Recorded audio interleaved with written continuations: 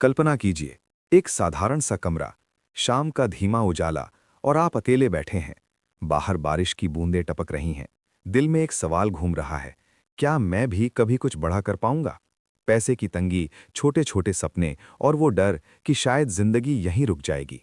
दोस्तों, आज हम ऐसी ही एक कहानी सुनेंगे। एक लड़के की जिसका नाम है वॉरेन बफेट, जो शुरू में सिर्फ एक मिडिल क्लास परिवार का बच्चा था और आज पूरी दुनिया उसे ऑरेकल ऑफ ओमाहा कहती है। धीरे धीरे, बहुत धीरे, चलिए साथ चलते हैं उसकी जिंदगी के हर मोड़ पर। 1930, ओमाहा, नेब्रास्का। एक छोटा सा घर।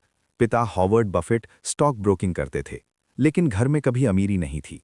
माँ लैला बहुत सख्त थीं, गुस्सा करते तो घंटों चलता। वॉरेन सिर्फ 2 साल का था, लेकिन वो चुपचाप गिनती करता रहता। नंबर्स उसके दोस्त थे। 7 साल की उम्र में लाइब्रेरी से किताब ली, 1000 वेज टू मेक $1000। रात को चुपके से पढ़ता। कल्पना कीजिए, वो छोटा सा लड़का बिस्तर पर लेटा, किताब में चमकती तस्वीरें देखता और सोचता, मैं भी एक दिन कुछ बना सकता हूं। 6 साल की उम्र में ही उसने च्युइंगम के पैकेट खरीदे, पड़ोस में बेचे, 2 सेंट प्रॉफिट। फिर कोका कोला की बोतलें, मैगजीन, दादी के ग्रोसरी स्टोर में काम। 11 साल की उम्र, वो दिन याद है? पिता के साथ न्यूयॉर्क स्टॉक एक्सचेंज गया। वहां की भीड़, चीखती कीमतें, उसकी आंखें चमक उठीं। घर लौटकर उसने अपनी सारी बचत जमा की, $114, 3 शेयर खरीदे, सिटी सर्विस प्रेफर्ड, $38 प्रत्येक, अपनी और छोटी बहन डॉरिस के लिए। लेकिन बाजार गिरने लगा, शेयर 27 पर आ गया। बहन रोती, बेच दो। वॉरेन का दिल धड़क रहा था, डर था, रात को नींद नहीं आती। आखिर बेच दिया 40 पर, छोटा सा प्रॉफिट। लेकिन कुछ महीने बाद वही शेयर 200 पर पहुंच गया। उस दिन उसने खुद से वादा किया, अब कभी जल्दबाजी नहीं करूंगा। धैर्य, बस धैर्य। ये पहला सबक था, दर्द भरा लेकिन याद रहने वाला। 14 साल की उम्र, अखबार बेचता था, महीने में $175, सारी बचत जमा की, 40 एकड़ की जमीन खरीद ली, किराए पर दी। कल्पना कीजिए, स्कूल का लड़का जिसकी जेब में सिर्फ पैसे की गिनती चलती है। दोस्त खेलते, वो चार्ट बनाता। हाई स्कूल में पिनबॉल मशीन खरीदी $25 में, बार्बर शॉप में लगाई, प्रॉफिट से और मशीनें। आखिर बिजनेस $1200 में बेच दिया। लेकिन अंदर कहीं डर भी था, क्या पिता की तरह कांग्रेस में जाना पड़ेगा या मैं अपना रास्ता बना पाऊंगा? कॉलेज, यूनिवर्सिटी ऑफ पेंसिल्वेनिया, लेकिन दिल नहीं लगा। ट्रांसफर हो गया नेब्रास्का। 20 साल की उम्र में ग्रेजुएट, बचत $9800। हार्वर्ड ने रिजेक्ट कर दिया, दिल टूट गया। लेकिन फिर पता चला कोलंबिया में बेंजामिन ग्राहम पढ़ाते हैं, वैल्यू इन्वेस्टिंग का पिता। वहां पहुंचा, किताब पढ़ी, द इंटेलिजेंट इन्वेस्टर, जैसे कोई जादू हो गया। वॉरेन ने सोचा, ये है मेरा गुरु। ग्राहम ने नौकरी नहीं दी पहले, कहा वॉल स्ट्रीट मत आओ। वापस ओमाहा, पिता के साथ काम, लेकिन अंदर घबराहट। सुजान से शादी की 1952 में, 3 बच्चे, सुजान, हॉवर्ड, पीटर। लेकिन खुद को अभी भी अधूरा लगता। माँ की सख्ती का असर, लोगों से डर, बोलने में हिचक। डेल कार्नेगी कोर्स किया सिर्फ बोलना सीखने के लिए। गैस स्टेशन खरीदा, लेकिन घाटा, असफलता का दूसरा स्वाद। फिर 1954 में ग्राहम ने बुलाया, न्यूयॉर्क, लेकिन 1956 में गुरु रिटायर हो गए। वॉरेन के पास $1,74,000। ओमाहा लौटा, दोस्तों और परिवार से $1,05,000 जमा किए, अपना पहला पार्टनरशिप शुरू किया। सबने पूछा, तुम सिर्फ 25 के हो, क्या कर लोगे? वो मुस्कुराया, लेकिन रातों को डर लगता, अगर सब कुछ गलत हो गया तो?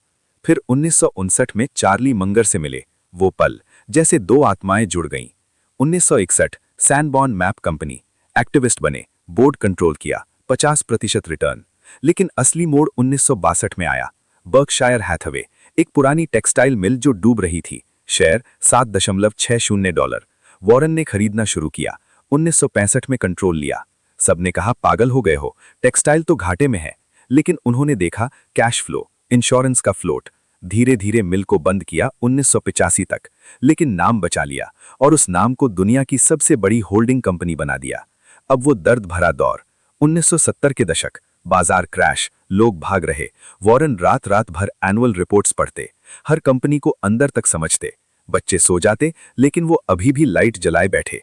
सुजान कहती, तुम्हें आराम चाहिए, लेकिन वो कहते, ये मेरा कंपाउंडिंग है, बर्फ का गोला, स्नोबॉल, एक बार शुरू हो जाए तो रुकता नहीं।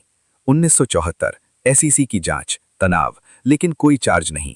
हजारों घंटे, लाखों पन्ने, नींद कम, लेकिन विश्वास पूरा। ये था वो पेनफुल हार्डवर्क फेज, जहां हर दिन लगता आज भी नहीं हुआ, लेकिन वो रुके नहीं। और फिर सफलता। 1962 में ही मिलियनेयर, 1970 में बर्कशायर सीईओ। आज बर्कशायर का मार्केट कैप $1 ट्रिलियन के पार है। लेकिन वो अभी भी उसी घर में रहते हैं जो 1958 में $31,500 में खरीदा था। रोज कोका कोला पीते, मैकडॉनल्ड्स जाते, सैलरी सिर्फ $1 लाख। सूजान 2004 में गुजर गईं, लेकिन उन्होंने ही उसे संभाला था। कहा था, सूजी ने मुझे इंसान बनाया। अब एस्ट्रिड साथ हैं, परिवार के साथ प्यार। और सबसे बड़ा 99% दान, गिविंग प्लेज, अरबों डॉलर बिल गेट्स फाउंडेशन को, शिक्षा, स्वास्थ्य, पूरी दुनिया के लिए। तो दोस्तों, वॉरेन बफेट की जिंदगी हमें क्या सिखाती है? पहला, धैर्य। वो सिटी सर्विस वाला दर्द आज भी याद है। जल्दबाजी मत करो। दूसरा, कंपाउंडिंग। छोटी छोटी बचत लंबा समय बर्फ का गोला बन जाता है। तीसरा, सही लोग चुनो, गुरु, पार्टनर, जीवन साथी जैसी सुजान। चौथा, सादगी। अमीर बनो लेकिन दिल गरीब रखो। पांचवा, देना सीखो, जो मिला वो वापस लौटाओ। जैसे भारत में हम कहते हैं, दान पुण्य। अगर आज आप छोटे घर में बैठे हैं, छोटी नौकरी कर रहे हैं, सपने देख रहे हैं, तो याद रखिए, वॉरेन भी यहीं से शुरू हुआ था। बस एक चीज चाहिए, पढ़ना, समझना, रुकना नहीं। और सबसे जरूरी, खुद पर विश्वास। जिंदगी एक लंबी कहानी है, आपकी भी अभी लिखी जा रही है। धीरे से सांस लीजिए और सोचिए, आज से मैं भी अपना स्नोबॉल शुरू करूंगा। शुक्रिया कि आपने इस सफर में साथ दिया। अपनी जिंदगी को सुंदर बनाइए।